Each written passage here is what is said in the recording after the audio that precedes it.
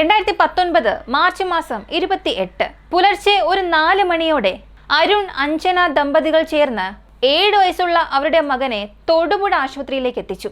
ആര്യൻ എന്നായിരുന്നു ആ കുഞ്ഞിന്റെ പേര്. ഗുരുതരാവസ്ഥയിലായിരുന്ന ആര്യൻ എന്ന കുഞ്ഞിനെ അത്യാഹിത വിഭാഗത്തിലേക്ക് കൊണ്ടുപോയി. പരിശോധനയിൽ കുട്ടിയെ ആരോ അതിക്രൂരമായി മർദ്ദിച്ചതായി ഡോക്ടർക്ക് വ്യക്തമായി മനസ്സിലായി. അവന്റെ തലയോട്ടി അത് പൊട്ടിപ്പൊളിഞ്ഞ നിലയിലും തലയിൽ ആഴമേറിയ മുറിവുകളും ഉണ്ടായിരുന്നു. മാരകമായ മുറിവുകൾ കണ്ട ഡോക്ടർ ഉടൻ തന്നെ കൂടെ വന്നവരോട് കാര്യം തിരക്കി. ആര്യന്റെ അമ്മയായ അഞ്ജന പറഞ്ഞത് കുട്ടി കട്ടിൽ നിന്നും താഴെ വീണതാണ്, അതാണ് മുറിവിന് കാരണം എന്ന്. ഇത് പറഞ്ഞ അവർ ഫോണിൽ സംസാരിക്കാനായി മറ്റൊരു ഭാഗത്തേക്ക് മാറി. അതേസമയം സ്കാനിംഗ് റൂമിനടുത്ത് നിന്നിരുന്ന അരുണിനോട് ഡോക്ടർ ചോദിച്ചു, അപ്പോ കുട്ടി അടുത്ത വീട്ടിലെ പയ്യനുമായി കളിക്കുന്നതിനിടെ അപകടം പറ്റിയതാണെന്ന് അയാൾ മറുപടി നൽകി. ആശുപത്രിയിൽ കുട്ടിയെ കൊണ്ടുവന്ന ഇരുവരും പരസ്പര വിരുദ്ധമായ കാര്യങ്ങൾ പറഞ്ഞെങ്കിലും അവർ പറഞ്ഞ കാര്യമല്ല യഥാർത്ഥത്തിൽ സംഭവിച്ചത് എന്ന് ഡോക്ടർക്ക് വ്യക്തമായി. ഡോക്ടർ നിർബന്ധിച്ച് വീണ്ടും ചോദിച്ചു, അപ്പോ ആര്യൻ കുളിമുറിയിൽ തെന്നി വീണതാണ് മുറിവിന് കാരണമെന്ന് അഞ്ജന മൂന്നാമതൊരു കാരണം പറഞ്ഞു. ഇവരെന്തോ മറച്ചു വെക്കുന്നു എന്ന് മനസ്സിലാക്കിയ ആശുപത്രി ജീവനക്കാർ ഉടൻ തന്നെ പോലീസിൽ വിവരം അറിയിച്ചു. പോലീസുകാർ വേഗത്തിൽ ആശുപത്രിയിലെത്തി. ഈ സമയം ആര്യന്റെ നില അതീവ ഗുരുതരമായിരുന്നു. കുട്ടിയെ മെച്ചപ്പെട്ട മറ്റൊരു ആശുപത്രിയിലേക്ക് മാറ്റണം എന്ന് ഡോക്ടർമാർ പോലീസുകാരോട് ആവശ്യപ്പെട്ടു. തുടർന്ന് പോലീസ് കുട്ടിയെ കൊണ്ടുവന്ന അരുണിനോട് ചില നടപടിക്രമങ്ങൾക്കായി കുട്ടിയുടെ പേര് ചോദിച്ചു. അപ്പു എന്നാണ് എല്ലാവരും വിളിക്കുന്നതെന്നും യഥാർത്ഥ പേര് അറിയില്ല എന്നും അരുൺ മറുപടി പറഞ്ഞു. കൂടാതെ ആ സമയം അയാൾ നല്ല രീതിയിൽ മദ്യപിച്ചിട്ടുണ്ടെന്നും പോലീസിന് മനസ്സിലായി. ആര്യനെ വലിയ ആശുപത്രിയിലേക്ക് മാറ്റാൻ ആംബുലൻസ് ഒരുക്കിയെങ്കിലും അതിൽ കയറാൻ അരുൺ വിസമ്മതിച്ചു. പറഞ്ഞു വന്നാൽ അഞ്ജനയും ഇതിന് തടസ്സം പറഞ്ഞു. ആംബുലൻസ് മുന്നിൽ പോയിക്കൊള്ളട്ടെ, ഞങ്ങൾ കാറിൽ പിന്നാലെ വരാം. ഇങ്ങനെയായിരുന്നു ഇരുവരുടെയും നിലപാട്. 7 വയസ്സുകാരനായ ആര്യൻ മരണം മുന്നിൽ കണ്ട അവസ്ഥയിൽ നിൽക്കുമ്പോൾ ഇവർ സമയം വൈകിപ്പിക്കുന്നതിൽ പോലീസിന് നല്ല ദേഷ്യം വന്നു. ഒടുവിൽ പോലീസുകാർ ഇവരുടെ ഈ കാറിന്റെ കീ കൈക്കലാക്കി ഇരുവരെയും നിർബന്ധിപ്പിച്ച് ആംബുലൻസിൽ കയറ്റിവിട്ടു. ആംബുലൻസ് പോയ ശേഷം ആശുപത്രി ജീവനക്കാർ ഈ പോലീസിനോട് ചില കാര്യങ്ങൾ പറഞ്ഞു. കുട്ടിയെ കൊണ്ടുവന്ന ശേഷം ചികിത്സ വൈകിപ്പിക്കാൻ ഇരുവരും ഒരുപാട് ശ്രമിച്ചുവെന്നും അരുൺ ജീവനക്കാരുമായും ഡോക്ടർമാരുമായും വഴക്കുണ്ടാക്കിയെന്നും അറിയിച്ചു. ഇപ്പോൾ പോലീസിന് വീണ്ടും സംശയം വർദ്ധിച്ചു വന്നു. ഉടൻ തന്നെ പോലീസുകാർ അവരുടെ കയ്യിലുണ്ടായിരുന്ന ഈ അരുണും അഞ്ജനയും വന്ന കാർ തുറന്ന് പരിശോധിച്ചു. കാറിനുള്ളിൽ നിന്നും സിഗരറ്റ് കുറ്റികളും ബാങ്ക് പാസ്ബുക്കുകളും കൂടാതെ പിൻ സീറ്റിനടിയിൽ നിന്നും ഒരു കോടാലിയും പോലീസിന് കിട്ടി. ഈ കോടാലി ഉപയോഗിച്ച് കുട്ടിയെ ഉപദ്രവിച്ചിട്ടുണ്ടാകുമോ എന്ന് പോലും പോലീസ് സംശയിച്ചു. അന്വേഷണത്തിന്റെ ആദ്യഘട്ടമായി പോലീസ് അഞ്ജനയുടെ വീട്ടിലേക്കാണ് പോയത്. അകത്ത് ഒരു 4 വയസ്സുകാരൻ കുട്ടി തനിച്ചിരിക്കുന്നത് പോലീസ് കണ്ടു. ഉടൻ തന്നെ അഞ്ജനയുടെ മാതാപിതാക്കളെ വരുത്തി പോലീസ് കൂടുതൽ വിവരങ്ങളൊക്കെ ചോദിച്ചു. അവർ പറഞ്ഞത് ഈ അരുൺ ഇത് അഞ്ജനയുടെ 2ാമത്തെ ഭർത്താവാണ്. ആശുപത്രിയിലുള്ള ആര്യൻ വീട്ടിലുള്ള ഈ 4 വയസ്സുകാരൻ. ഇവർ രണ്ടുപേരും അഞ്ജനയുടെ ആദ്യ ഭർത്താവിന്റെ മക്കളാണെന്നും പറഞ്ഞു. 1 വർഷം മുൻപ് ഹൃദയാഘാതം മൂലമാണ് കുട്ടികളുടെ അച്ഛൻ മരിച്ചതെന്നും അവർ പറഞ്ഞു. ഉടൻ പോലീസുകാർ വീടിനുള്ളിൽ കൂടുതൽ പരിശോധന ആരംഭിച്ചു. ചുമരിൽ രക്തക്കറകളും ഇരുമ്പിന്റെ പിടിയോട് കൂടിയ ഒരു വടിയും അവിടെ നിന്ന് കിട്ടി. പിടി പൊട്ടിയ നിലയിലായിരുന്നു വടി. ഈ സമയം ആര്യന്റെ അനുജനായ 4 വയസ്സുകാരനെ പോലീസ് അടുത്ത് വിളിച്ച് സംസാരിക്കാൻ തുടങ്ങി. എന്താണ് ഇവിടെ സംഭവിച്ചത്, നിന്റെ ചേട്ടന് എന്ത് പറ്റിയതാണെന്ന് വളരെ സ്നേഹത്തോടു കൂടി ആ കുഞ്ഞിനോട് ചോദിച്ചു. അവൻ പറഞ്ഞത് അരുൺ ചേട്ടനെ മൃഗീയമായി മർദ്ദിച്ചു, അതിനുശേഷമാണ് ആശുപത്രിയിൽ കൊണ്ടുപോയതെന്ന് പോലീസിനോട് പറഞ്ഞു. ഒരിക്കലും ഒരു 4 വയസ്സുകാരൻ നുണ പറയില്ല എന്ന് മനസ്സിലാക്കിയ പോലീസ് അഞ്ജനയെയും അരുണിനെയും നിരീക്ഷിക്കാൻ തൊട്ടടുത്തുള്ള സ്റ്റേഷനിൽ ഒരു അറിയിപ്പ് നൽകി. തുടർന്ന് ആര്യനെ ചികിത്സിച്ച ഡോക്ടറുമായി വീണ്ടും സംസാരിച്ചപ്പോൾ ഞെട്ടിപ്പിക്കുന്ന വിവരങ്ങളായിരുന്നു പോലീസിന് ലഭിച്ചത്.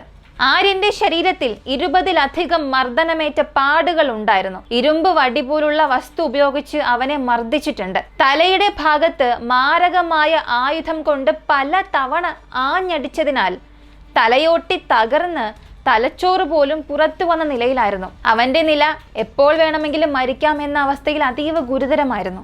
ഡോക്ടർ പറഞ്ഞ ഈ വിവരങ്ങൾ കേട്ടപ്പോൾ തന്നെ പോലീസുകാരുടെ ഹൃദയത്തിൽ വല്ലാത്തൊരു ഭാരം തോന്നി.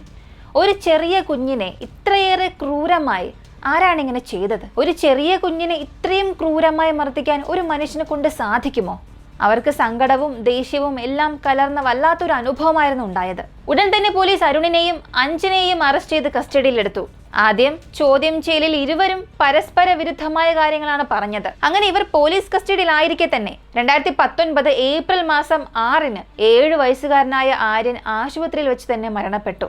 ആര്യൻ മരിച്ചതറിഞ്ഞപ്പോൾ അഞ്ജനെ കൗൺസിലിങ്ങിന് വേണ്ടി മാനസികാരോഗ്യ ആശുപത്രിയിലേക്ക് മാറ്റി.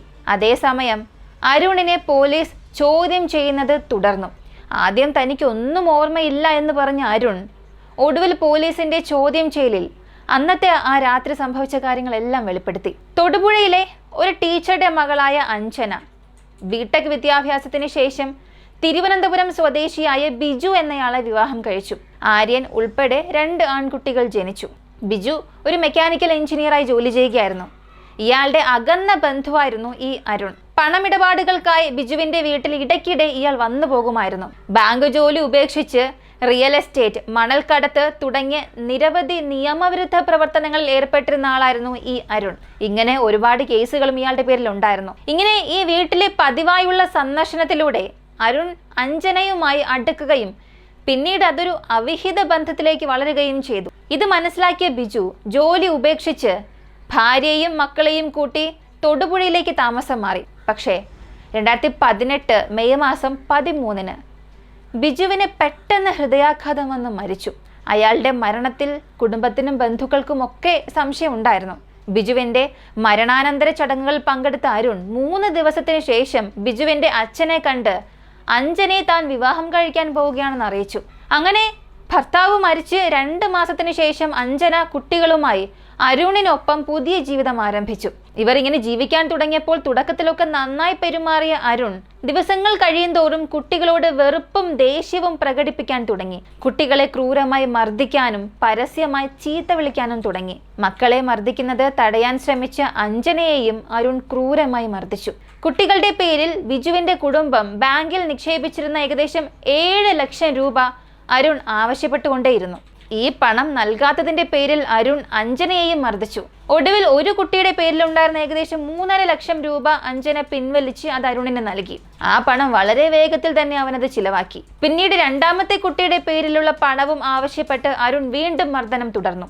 അങ്ങനെ സംഭവം നടന്ന അന്നത്തെ ദിവസം രാത്രി 2019 മാർച്ച് മാസം 27-ന് അരുണും അഞ്ജനയും കുട്ടികളും ചേർന്ന് പുറത്ത് ഭക്ഷണം കഴിച്ചു.